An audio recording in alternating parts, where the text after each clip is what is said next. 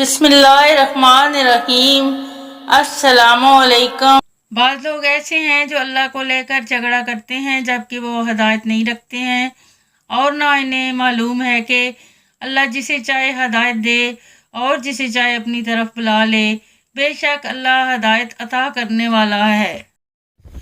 کامیاب لوگ اپنے ہونٹوں پر دو چیزیں رکھتے ہیں، خاموشی اور مسکراہٹ۔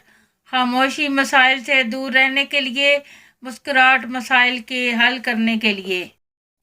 عمر میں بڑا ہونے سے کچھ نہیں ہوتا، بڑے آپ تب ہوتے ہیں جب آپ دوسروں کو سہنا اور برداشت کرنا سیکھ جاتے ہیں۔ جب دل صاف ہوتا ہے تو زندگی بھی آسان ہو جاتی ہے۔ پھر کسی کی برائی، نفرت یا رویہ ہمیں بے چین نہیں کرتا۔ اللہ ہمارے دلوں کو شفاف پانی کی طرح بغض، کینہ، حسد اور انتقام جیسے جذبوں سے پاک کر دے، آمین۔ اے اللہ، سخاوت والا رزق، عاجزی والی عبادت، بندگی والی زندگی اور ایمان والی موت نصیب فرما، آمین۔ پابندی سے نماز پڑھنے والوں کی آنکھ لگ جائے تو اللہ پاک ایک فرشتہ بھیجتا ہے، جاؤ میرے بندے کو نیند سے بیدار کرو، کہیں اس کی نماز قضا نہ ہو جائے۔ اللہ پاک ہر کسی کو نماز پڑھنے کی توفیق عطا فرمائے، آمین۔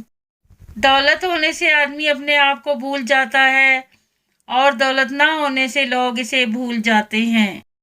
اللہ فرماتا ہے، جب تمہارے اوپر کوئی ظلم ہو تو میرے انتقام پر راضی ہو جاؤ، کیونکہ میرا انتقام تیرے انتقام سے بہتر ہوگا۔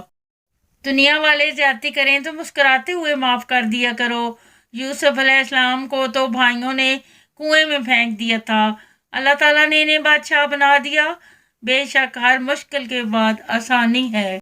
جس شے کی نسبت رب سے ہو جائے اس شے میں سکون شامل ہو جاتا ہے۔ خود کو رب کے ساتھ جوڑ کر پرسکون ہو جائیے۔